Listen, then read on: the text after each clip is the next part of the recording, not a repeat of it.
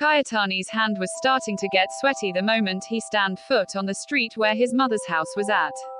He stopped by the street sign, trying to regain his composure when suddenly, a Pomeranian dog approached him happily sniffing his foot. Just because you're adorable doesn't mean I like being sniffed like that. Happy Pomeranian noises. Please tell me you have an owner. We already have 2 pets. Kohana, wait. Slow down, girl. Oh great. She has an owner, oh. The small dog ran towards Kozue, who crouched down so the little dog can jump onto her arms. Her eyes widened and lit up the moment he saw the person in front of him. Kentaro, what are you doing here? She said as the dog licks her face. To see you. By the way, you should watch her better. She reached the end of the street. You're right. I should get that dog barricade from the store the other day. You had me worried there, Kohana. Do you want to pet her? Yes.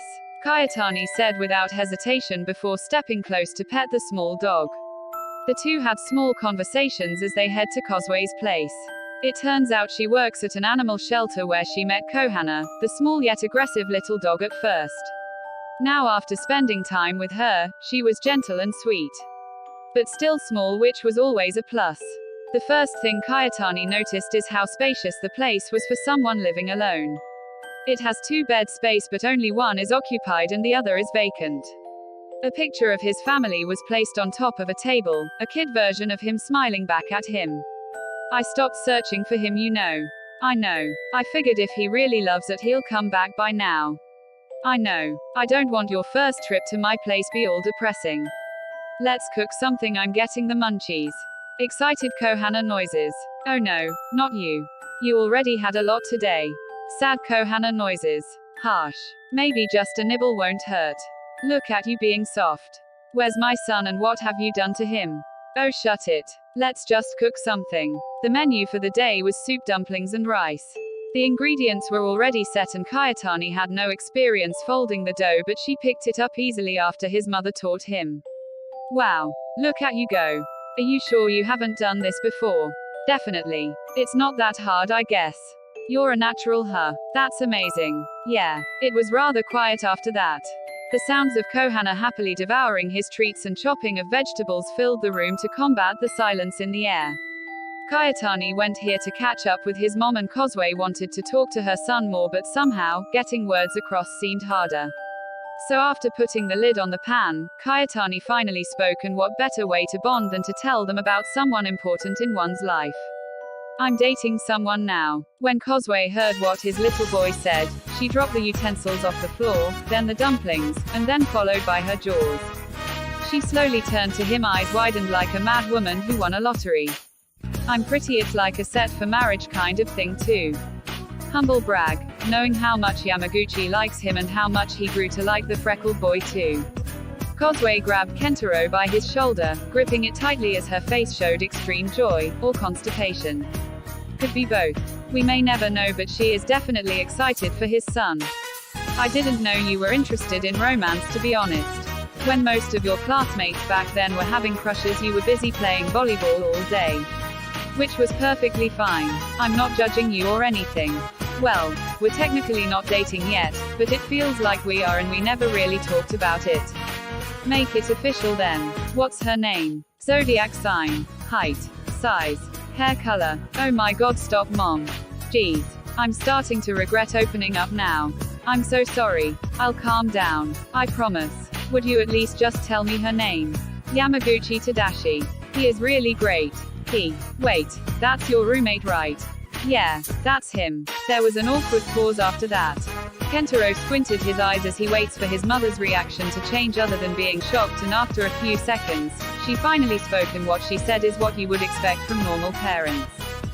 So, you're gay? No, but you have a boyfriend. Or at least like a guy. Being gay is being attracted to the same sex, right?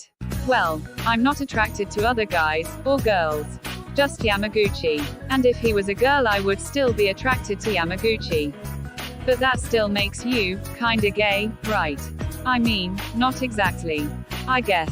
You know what? I don't really care about that. I just like Yamaguchi, that's it. I don't care what other people call me or label me as, okay. Well, then, you're Yamaguchi sexual. What?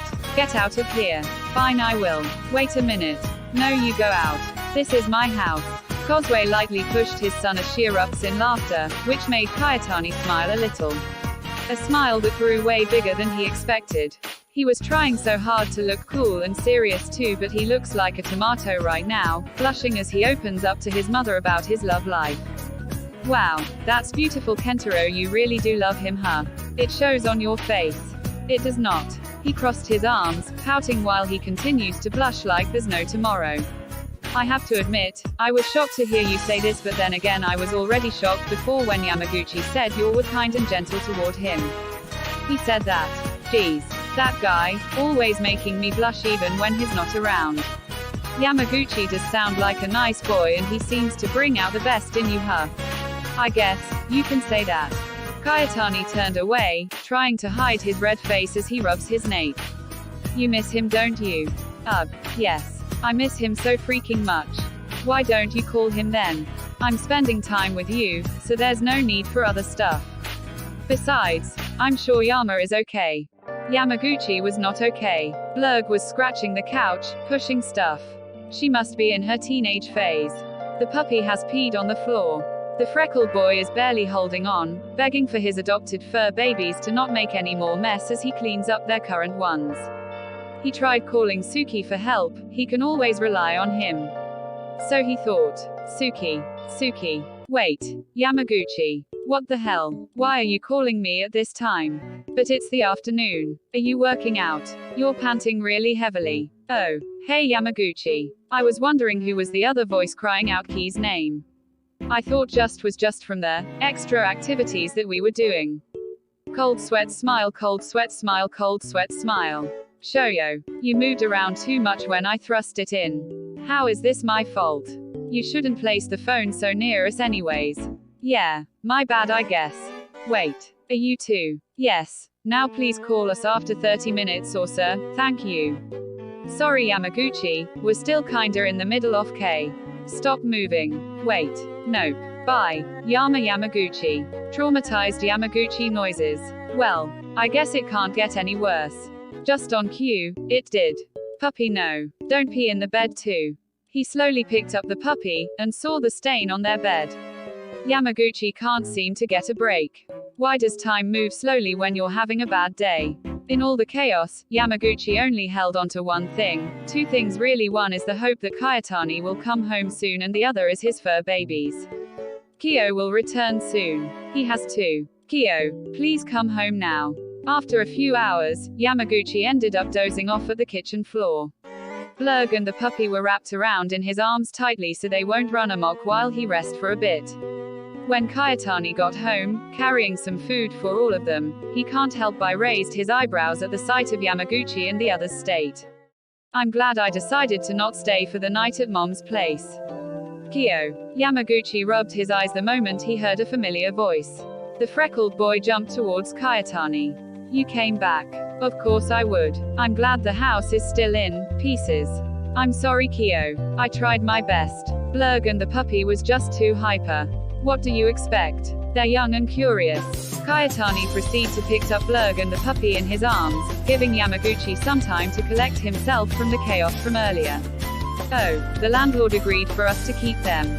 But he said we have to pay extra though, since this is technically just a two-person unit. Figure as much.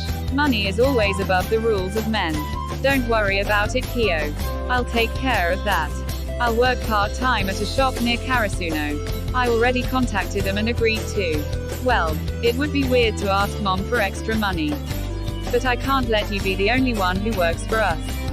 Maybe I'll go find a job too nearby.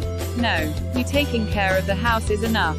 Besides, you're a lot better than I am and someone needs to look after Blurg and the puppy. It seems you planned for everything while I was gone. I'm impressed. Proud Yamaguchi noises. Speaking of plans, let's eat. I'm kinda starving now and judging by how you're staring at my package, I'm assuming you're hungry too. Don't say it like that. It was just, I was smelling something delicious from the bag you're carrying. That's from Zusan, right? How is she? That's right, and she's fine. We talked a lot. It was nice. Kyotani said, while looking away, a bit embarrassed from telling him how his day goes, especially since he remembered how he told his mom how much he missed Yamaguchi. Seeing Kyotani's cute reaction brought out a bright smile on the freckled boy's face, which made the mad dog flustered even more. Come on now and eat. Hungry small animal noises. Don't worry, we will feed you guys too. But you guys better behave, okay?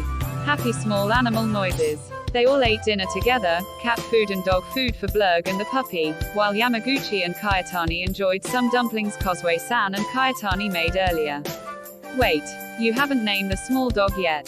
No. I was thinking maybe you name him. I already named Blurg, so I think it would only be fair. So, I can name him like a girl or something stupid. Kyo. Angry freckled boy noises. Alright, geez. Stop fuming. You look like a constipated strawberry. How about Kura? Where did that came from? I dunno. It's not human language and it seems kinda cool. It sounds good with Blurg, right? My first thought was Kurt, but that sounds too normal for our puppy. I like it. Blurg and Kura. Yamaguchi picked up Blurg and placed her on his lap, which the cat loved to do after every meal. While Kyotani picked up Kura and brought him close, on his eye level to stare at his soul. You know what they say, if you stare at something cute and fluffy will stare back at you. I'm gonna give Kura a bath and... He paused when he noticed the bedsheets are missing. What happened to the bed? About that. Proud puppy noises. Kura, how could you? They ended up sleeping together in the couch for the night while the bedsheets were drying off from the wash. Kyotani was laying on the couch flat on his back while Yamaguchi rested his head of the mad dog's chest, their hands intertwined together, forming a chain over Kura, who's sleeping on the other side of Kyotani's chest, while Blurg was sleeping at the back of Yamaguchi. Quack. To be continued.